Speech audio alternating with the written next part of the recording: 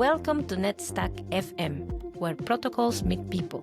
In this first episode, we will introduce who we are, why this podcast exists, and what's ahead. Ping. Boom. The connection is established. Welcome in the studio, Glen. Thank you. And before we begin, I would like to make a disclaimer that the views of me in this podcast are mine only and not of any past employers. Note, as this is our first episode, I was thinking it might be good if we can go a bit through your own origins and how we arrived here. After that, we can talk about our goals with this podcast, the structure, a short overview of the upcoming episodes, and what people can expect from us. Let's go back in time. Before protocols and packet inspections, who were you? What got you into tech? I've been writing software professionally for nearly 13 years. However, already since very young, I was working on computers, like repairing them, putting them together. So that was more hardware based. And occasionally, as I was also reading a lot of books, I would sometimes find a book around develop your own little 3D game or write your own basic website using, in those days, Dreamweaver, or finding this book around C++ compiler or some random assembly book for whatever CPU platform I had laying around. That's how I started. I've known about a story when you were in primary school that you once screamed out loud to your friends that you were a hacker. Can you tell me more about it? Yeah, I mean, as I was always fooling around with computers, some weeks or months more than others, I knew from very early on that I want to be a hacker.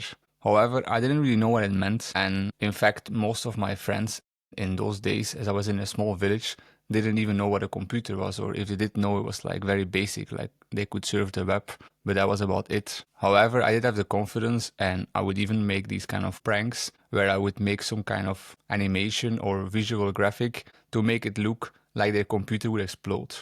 And then I would say like, haha, you're hacked. But of course, it was just a prank until a teacher would be very angry at me and shut my computer down for the next week. When did you go from experimenting to professional software development? As I said, I was playing around with computers, so hardware as well as software, since a very young age. But it's not that I was doing that from age 8 until age 18 in a continuous line. Some months I would do almost nothing or even nothing at all.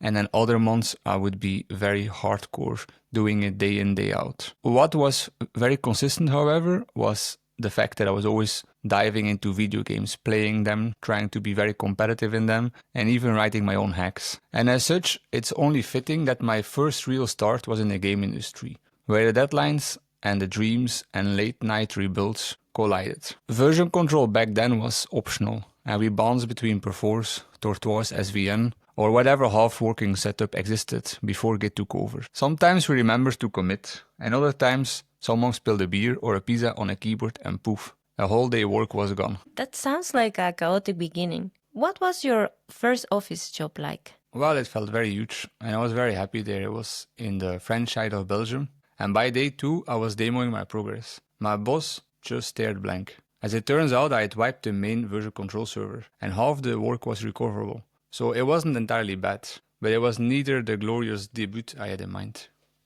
Did game development scratch your technical itch, or were you already looking deeper? So games itself, they were always close to my heart, as they were always in my life, both in a competitive level and trying to make my own from an early age. However, I was also very interested always in the systems, like how to connect, how to generate the graphics, how to do the music, etc. And on my Erasmus, which is like an exchange program in Europe, I was going to Finland for a couple of months where I was with 3 other Belgians.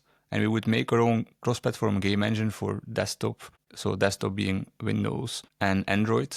And we would also teach other teams how to use it to make their own video games. And that kind of stuff always was a lot more interesting to me. Now, don't get me wrong, I love playing the games themselves as well as watching other people play the games I worked on. Of course, unless they glitch through the map. But what really pulled me in was the stuff under the hood.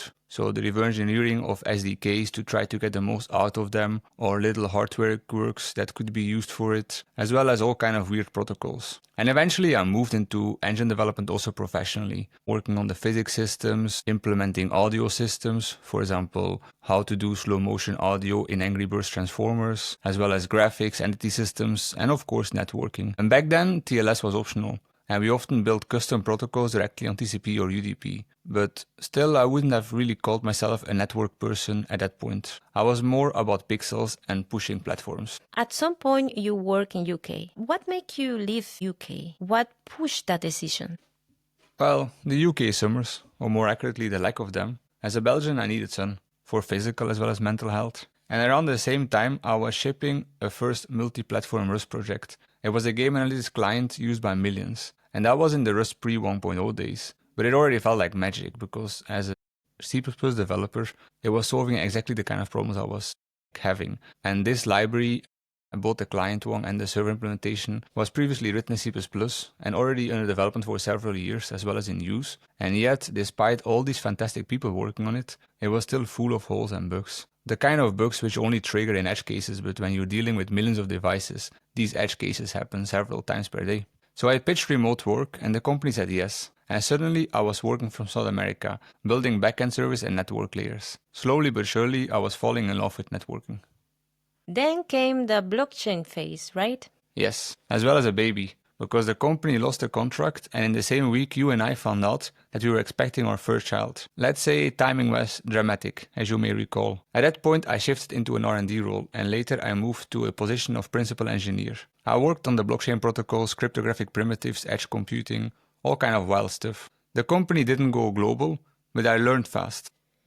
And then came another job and another baby? Yes.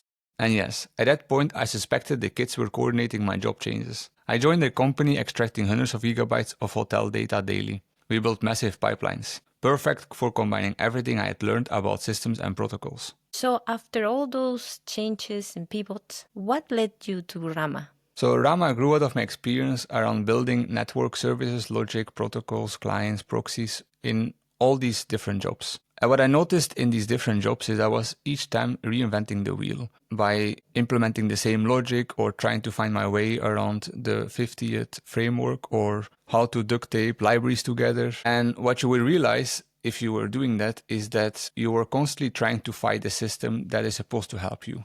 And so what I really wanted is some kind of modular framework which I can utilize parts of, but customize others where I need something custom for that specific customer or that specific use case. At the same time, I really don't like magic. I mean, don't get me wrong, I like Houdini, but in my software, I really do not like magic. When I read code, I want to really clearly be able to read what's happening when, and I want to see the flow, and that should be the same for anybody reading for the first time a code base. And that's what you get with Rama, the framework I was building at that point. It's a modular and open source toolkit for building and transforming network packets in Rust. As I said, I don't like magic, so it doesn't contain magic. It has no surprises, and it just gives you the full control over your traffic and logic that you deserve. It's there to empower you, just like Rust. And now a podcast. Why? Well, because networking is still a mystery to many, even backend devs. I mean, I've met people who have never seen an accept language header. Some guess location by IP, which, yeah, please just don't. Because as a Belgian, there is nothing less I like than to visit a website and get the French version. I mean, do not get me wrong, I like the French language, but I prefer my content in English. And that's also what my browser is advertising in this header. So this podcast is here to educate, clarify misconceptions, and celebrate the people behind the tech. So tell us about what's coming up. So every Tuesday, we will talk to engineers, protocol maintainers, and creators pushing the edges of the digital infrastructure. For example, people like Sean MacArthur, the creator of Hyper, or Chris Batterby, who is the founder of Metoro, which works a lot around OpenTelemetry, as well as Delaney Gillian, who is the creator of Datastar. And finally, in mid-September, we will also have a conversation with Daniel Stenberg, who is the creator and maintainer of curl. We will dive into their work, their journeys, and sometimes their sense of humor, IPv6 jokes included.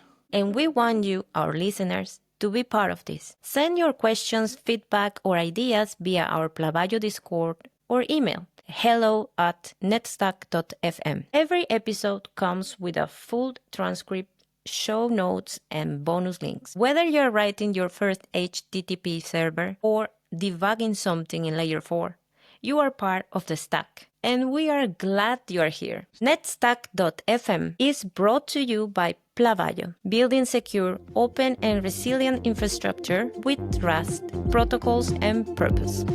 The theme music of this podcast was composed by DJ Mailbox. Thanks for tuning in. We will see you next time for the next handshake.